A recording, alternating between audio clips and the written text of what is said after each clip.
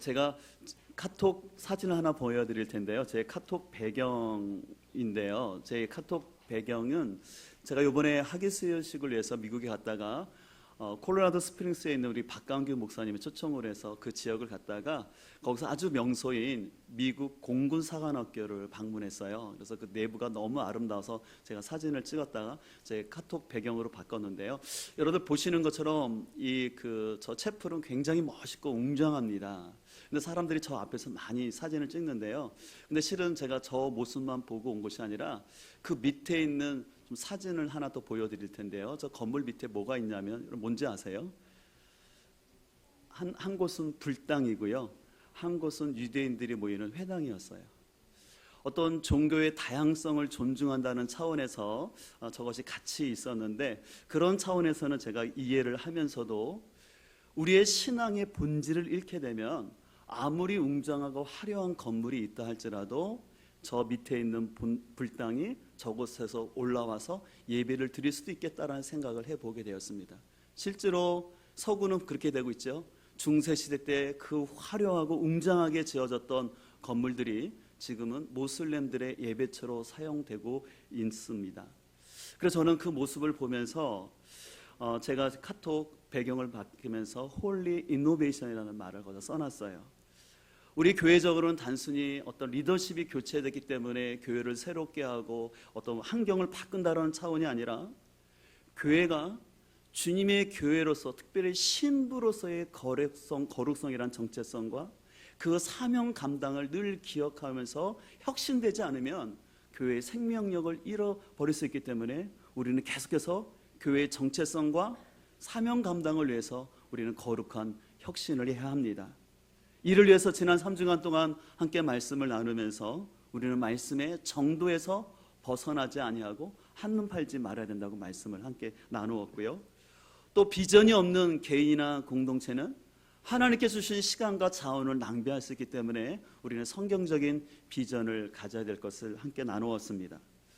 무엇보다 우리는 우리의 자녀들이 하나님을 경외하는 믿음의 다음 세대가 될 수 있도록 우리 자녀들에게 올바른 분별력을 가르쳐주고, 또한 그들이 인격적으로 하나님을 체험적으로 만날 수 있도록 우리 교회와 가정이 힘을 합하여서 우리 자녀들을 세워가기를 간절히 소망합니다.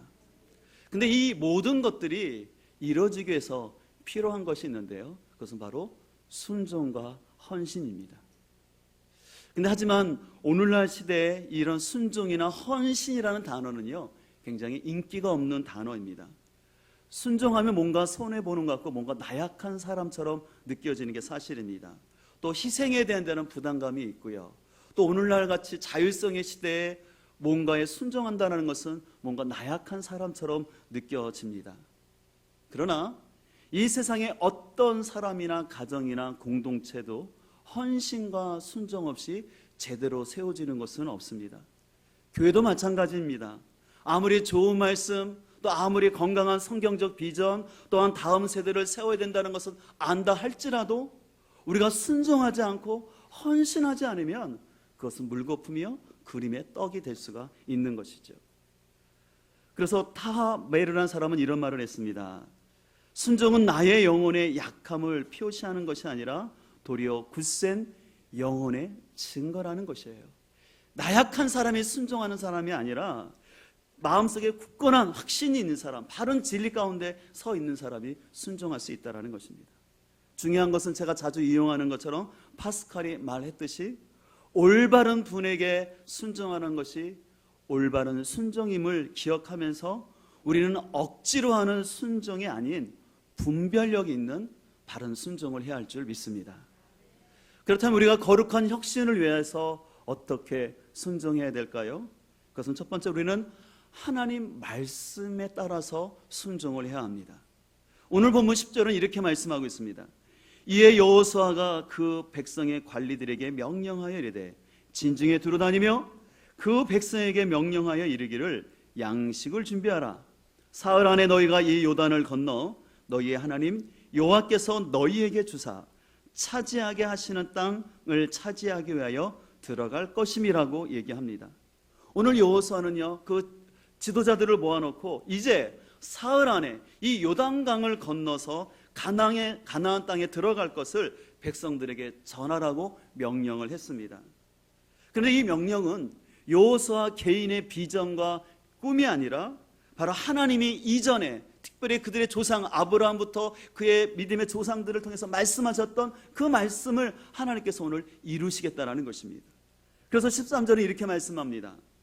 여호와의 종 모세가 너희에게 명령하여 이르기를 너희의 하나님 여호와께서 너희에게 안식을 주시며 이 땅을 너희에게 주시리라 하였나니 너희는 그 말을 뭐하라고 합니까? 기억하라는 것이에요.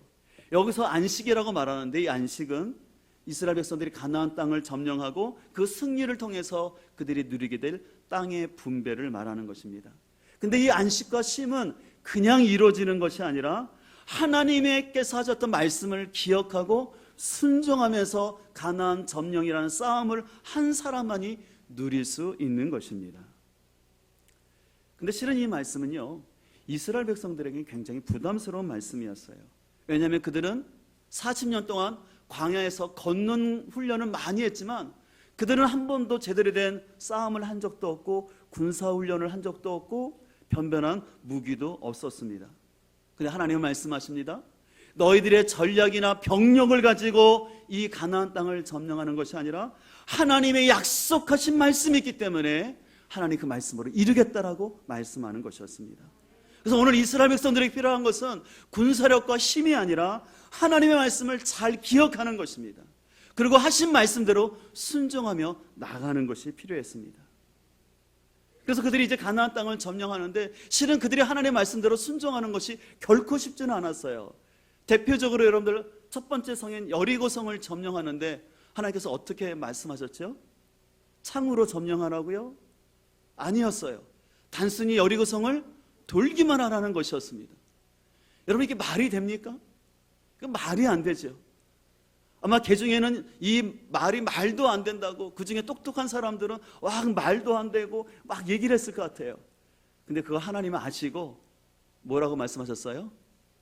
침묵하면서 아무도 말하지 말고 돌리기만 하라셨어요. 만약에 하나님께서 침묵하지 말라는 명령 안 하셨으면 개중에 분명히 똑똑하고 잘난 사람들은 말도 안 된다고 막 비난하면서 그들은 그것을 돌지도 못했을 것입니다.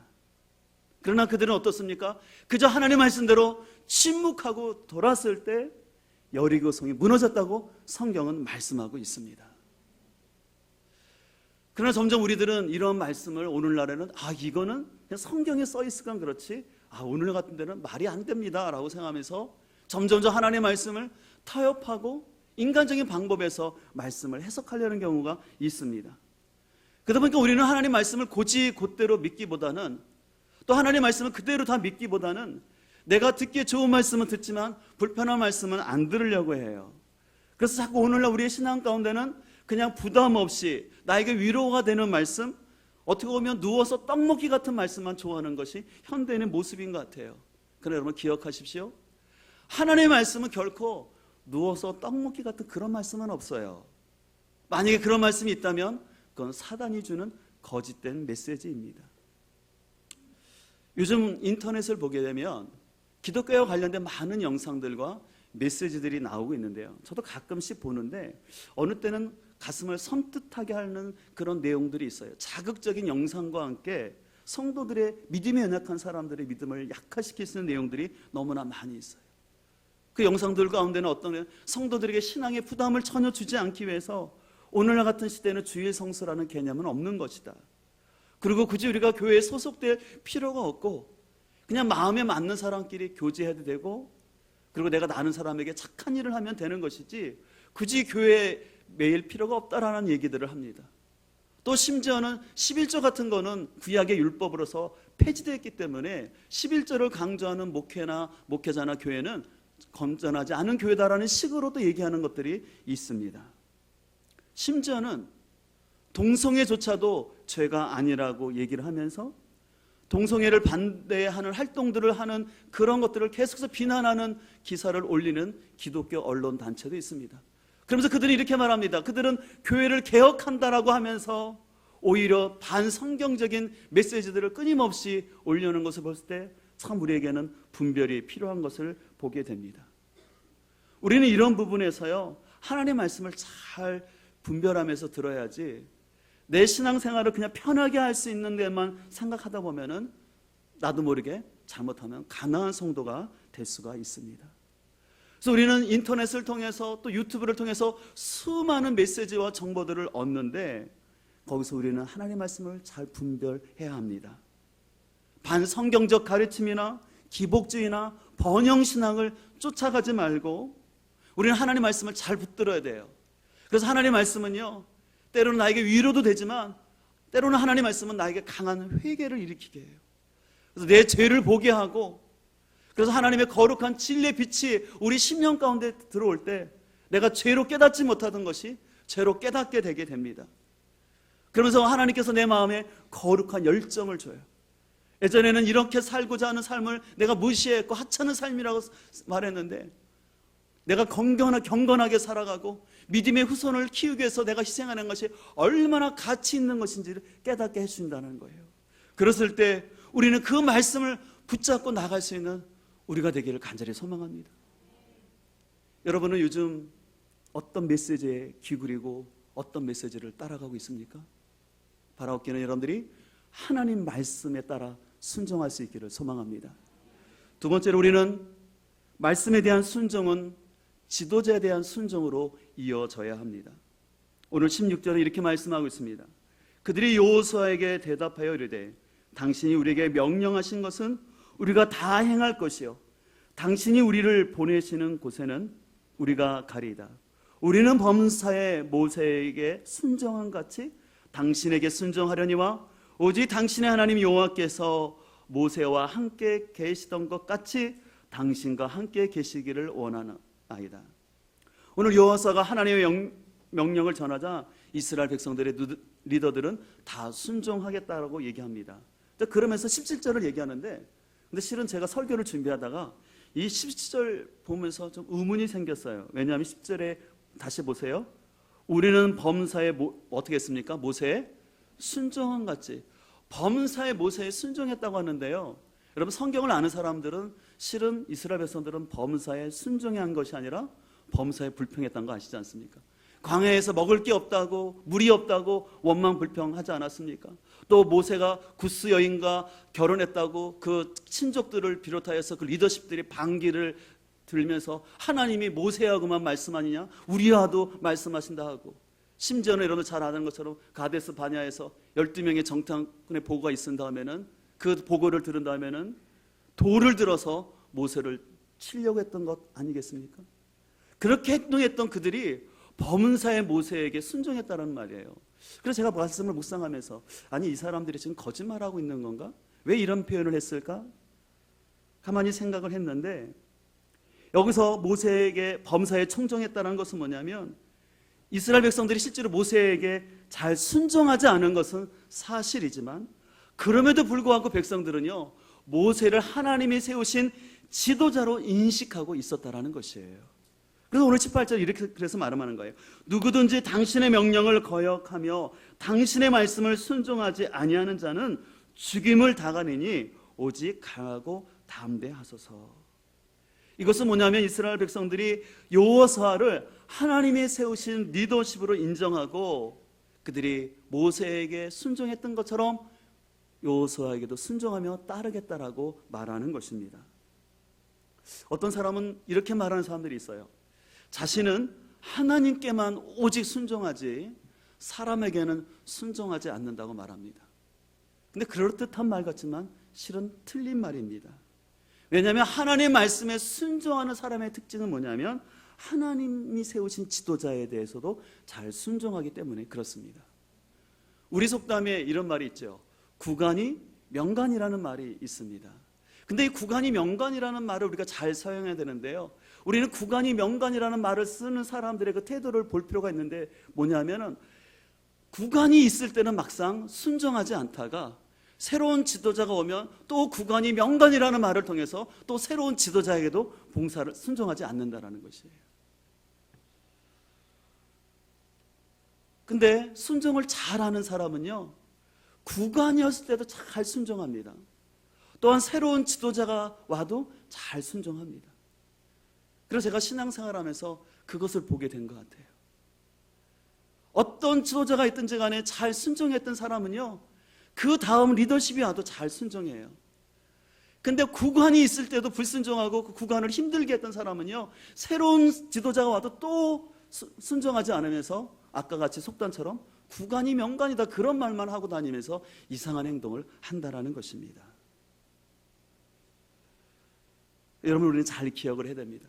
내가 말씀에 순종한다는 것은 하나님께서 세우신 지도자에게도 잘 순종하는 것을 우리가 깨달을 수 있기를 소망합니다. 그러나 여기서 우리는 한 가지 고민은 있어요. 뭐냐면 내가 순종해야 할 지도자의 모습이 연약함과 내 마음에 안 들 때 순종에 대한 고민이 있습니다. 예를 들어 한 나라의 지도자가 있는데 그 지도자랑 내가 좋아하는 사람이 아니에요. 또 그 지도자의 정책이 실은 나의 견해랑 안 맞을 때가 있어요. 그럴 때 우리는 어떻게 해야 될까요? 로마서 13장 1절은 이렇게 말하고 있습니다. 각 사람은 위에 있는 권세들에게 복종하라. 권세는 하나님부터 나지 않음이 없나니 모든 권세는 다 하나님께서 정하신 바라.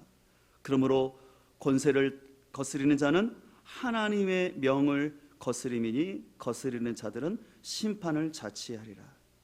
오늘 로마서는요, 우리가 왜 권세자에 따라야 할지 두 가지를 설명하는데, 첫 번째, 모든 권세는 하나님부터 왔다라는 것입니다.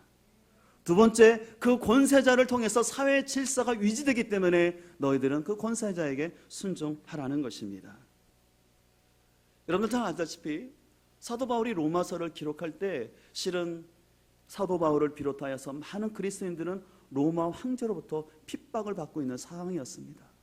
그런 가운데도 사도 바울은 성도들을 향해 가르칩니다.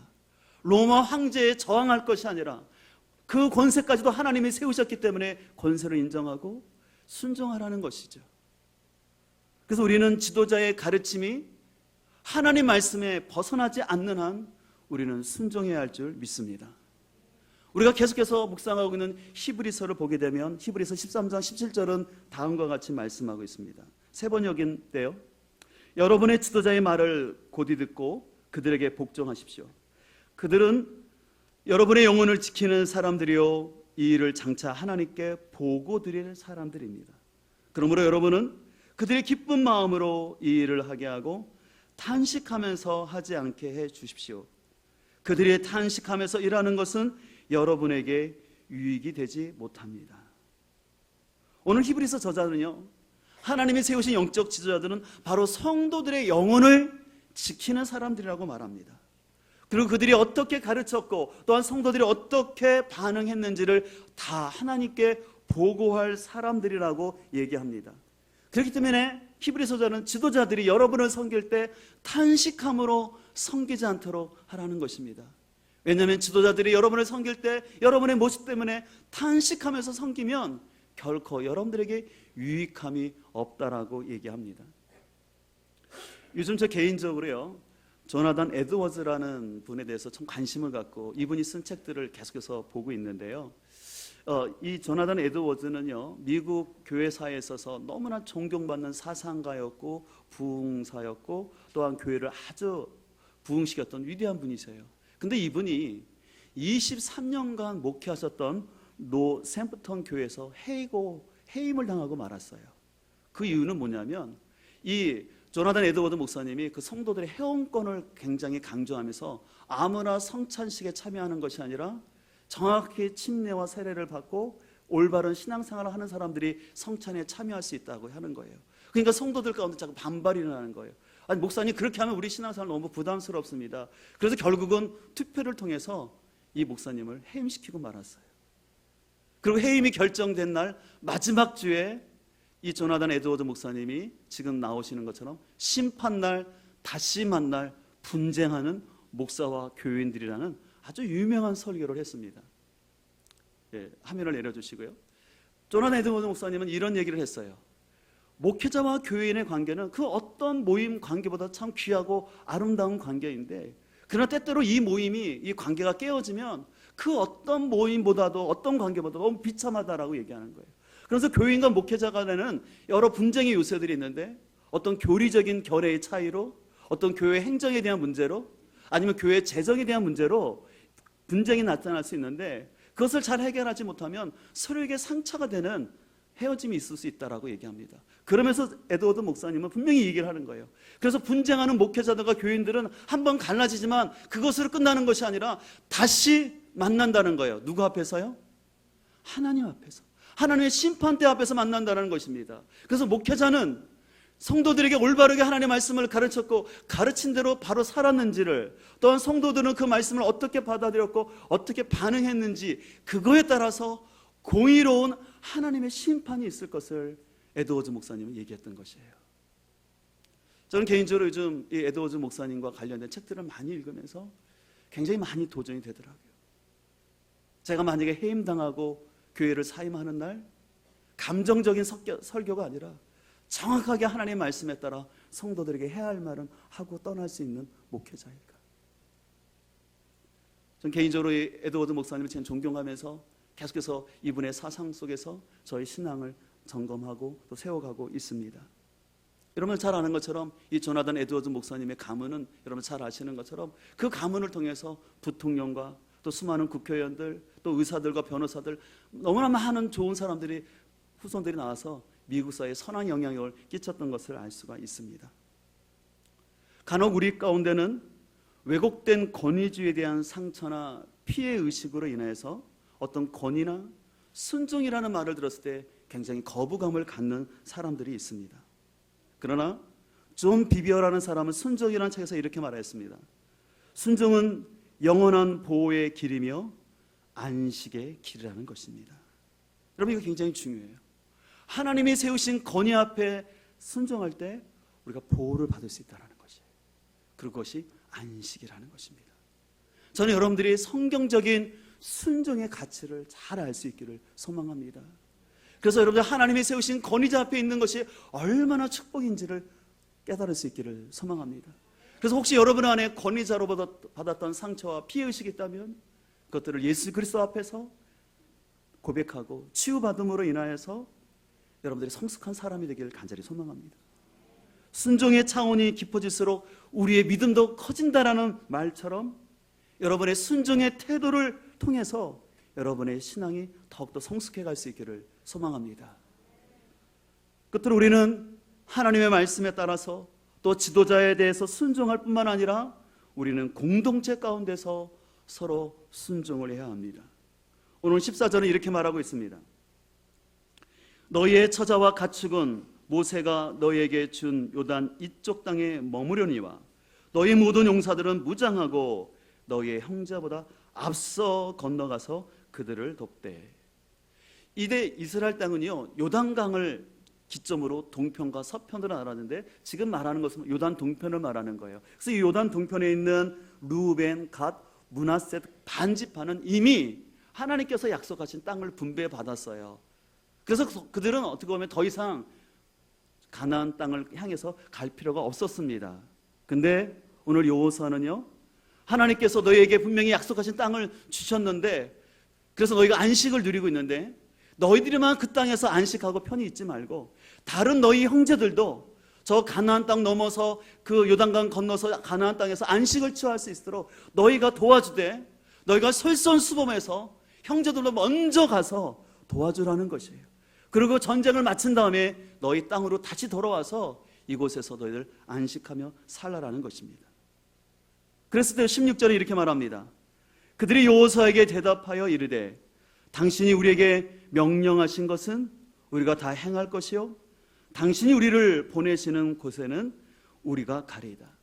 여러분 앞에 보면 제 가로로 모든이라는 단어가 있는데요, 원래 원어에는 저 모든이 있는데 번역하면서 저 모든이 좀 빠졌어요. 근데 원래는 모든이 들어가야지 더 정확하게 알 수가 있어요. 다시 한번 저 모든을 읽어보면 이렇게 돼 있어요. 그들이 여호수아에게 대답하되 뭐라고 하냐면 당신이 우리에게 명령하시는 모든 것은 우리가 다 행하겠습니다. 당신이 우리를 보내시는 모든 곳에는 우리가 뭐합니까? 가겠다라는 거예요. 이것은 무엇입니까? 그들이 더 적극적으로 당신이 말에 대해서 순종하고 우리만 안식하고 편히 있는 것이 아니라 우리가 건너가서 어떤 곳이든지 싸우면서 우리 지체들도 같이 안식을 누리도록 하겠습니다라고 얘기하는 것입니다. 제가 이 말씀을 보면서 여러분, 소망이 있는 공동체는요, 개인주의가 아니라 공동체를 생각하면서 적극적으로 참여하는 사람들이 많은 것이 소망에 있는 공동체입니다. 이 일을 위해서는 남녀노소를 따지는 것이 아니라 준비된 대로, 마음이 감동이 되는 대로 섬기는 것이죠. 여호수아서 14장을 보게 되면요, 갈렙이라는 사람이 나오는데, 이 사람의 나이가 이때 보면 85세가 돼요. 이스라엘 백성들이 가나안 땅을 점령하는 가운데 아주 난공불락 같은 곳이 있는데, 헤브론이라는 곳인데요, 거기는 바위산이에요. 굉장히 점령하기 어려운 곳이에요. 근데 이 갈렙이 이렇게 말합니다. 14장 12절에 그날에 여호와께서 말씀하신 이 산지를 지금 내게 주소서. 당신도 그날에 들으셨거니와, 당신은 바로 여호수아를 말합니다. 그곳에는 아낙 사람이 있고 그 성읍들은 크고 견고할지라도 여호와께서 나와 함께 하시면 내가 여호와께 말씀하신 대로 그들을 쫓아내리다 합니다. 그리고 14절, 그가 이스라엘 하나님의 여호와를 온전히 뭐 했습니까? 쫓았다라는 거예요. 이 온전히 쫓았다라는 것은 끝까지 충성되이 섬겼다라는 것이에요. 근데 여러분, 원래 갈렙은요, 이방 사람 출신이었어요. 신분이 이방인이었기 때문에 어떻게 보면 이스라엘 공동체 안에서 소외감을 가질 수도 있고, 그 일에 그렇게 적극적으로 나서지 않았음에도 불구하고 이 갈렙은 그러지 않냐고 적극적으로 참여하는 거예요. 가장 난곡불락 같은 그 헤브론 땅을 나에게 달라고, 그것을 여호수아에게 정중하게 요청하는 거예요. 어떻게 보면 자기가 여호수아보다 더 나이도 있고 함부로 할 수 있었는데 아닙니다. 여호수아 리더십을 철저히 존중하는 것이었어요. 그러면서 순종하며 나가는 것이었습니다.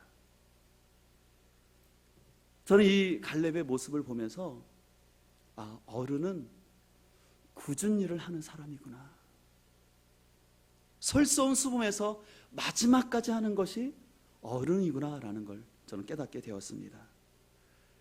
진정한 어른은 뒷짐지고 말로 하는 어른이 아니라 두 팔을 걷고 설서운 수범에서 행동하는 사람이 진정한 어른인 줄 믿습니다.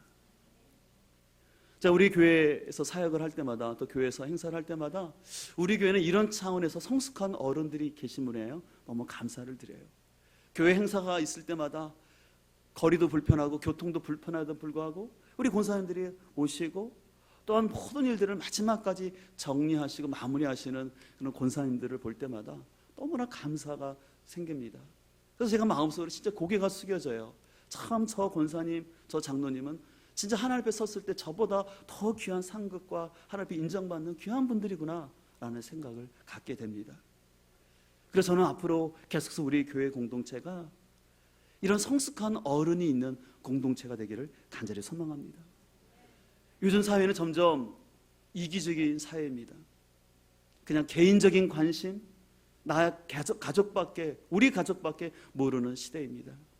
그러나 비록 그런 시대일지라도 우리는 내가 몸을 담고 있는 이 하나님 나라의 공동체의 가치를 알고, 그 공동체의 필요를 위해서, 공동체의 비전을 위해서 함께 솔선수범해서 두 팔을 걷고 나갈 수 있는 그런 어른들이 되기를 간절히 소망합니다. 여러분들 아시는 것처럼 우리 교회는 복음으로 영혼을 살리고 회복하고 세우는 교회가 되기를 소망하고 있습니다. 그래서 우리는 때를 어떤지 못 어떤지 계속해서 복음 없는 영혼들에 대한 안타까움을 가지고 우리는 복음을 증거해야 되고, 특별히 다음 세대들이 말씀 안에서 세워질 수 있도록 여러분의 다음 세대를 위해서 기도해 주시고, 또 여러분에게 재능이 있다면 그 재능을 다음 세대를 위해서 여러분들이 헌신할 수 있기를 간절히 소망합니다. 내가 비록 세상에 나가면 더 많은 돈을 벌 수 있을지라도 내가 오히려 조금 멀더라도 다음 세대를 세우는 일이라면 기꺼이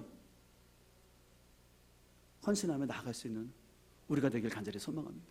무엇보다 저는 우리 공동체가 다윗의 장막처럼 진정한 예배와 기도가 드려지는 곳이 되길 간절히 소망합니다. 그래서 일주일에 한 번만 올 수 있는 교회뿐만 아니라 언제든지 성도들이 자유스럽게 와서 예배하고 기도할 수 있는 교회로 교회 문을 늘 열어놓고 기도의 사람들, 예배자들이 세워지길 소망합니다. 이를 위해서 나 먼저 내가 일주일에 1시간을 그렇게 예배자로 기도자로 세워질 때 계속해서 이 곳이 그 일주일에 한 번만 사용되어지는 곳이 아니라 언제든지 성도들의 발걸음 속에서 하나님을 예배하고 기도하는 그 소리가 가득한 공동체가 되길 소망합니다. 이 일을 위해서 서로 협력해 갈 때 하나님이 우리 가운데 역사할 줄 믿습니다. 이제 우리의 말씀을 기억하면서 함께 찬양하기를 원하는데요. 하나님, 내가 오늘 하나님 말씀에 순종하고 따름으로 인해서 하나님이 기뻐하시는 그런 사람 되기를 소망합니다 라는 마음을 가지고 나 주님의 기쁨 되기 원하네 라는 찬양 함께 고백하도록 하겠습니다. 주님의 기쁨 되기 원하는데 하나님 내 마음을 새롭게 하여 주시고 내 마음을 세부되게 하여 주셔서 주님의 영광을 드러내는 나의 삶 되게 하여 주옵소서. 나 주님의 기쁨 되기 원하네. 내 마음을 새롭게 하소서. 새 부대가 되게 하여 주사. 주님의 빛 비추게 하소서. 내가 원하는 한 가지는 내가 원하는 한 가지 주님의 기쁨이 되는 것. 내가 원하는 한 가지 주님의 기쁨이 되는 것. 겸손히 내 마음 드립니다. 나의 모든 것 받으소서. 나의 마음 깨끗게 씻어주사. 주의 길로 행하게 하소서. 내가 원하는 한 가지 주님의 기쁨이 되는 것. 내가 원하는 한 가지 주님의 기쁨이 되는 것. 순종하는 자가 되기를 원합니다.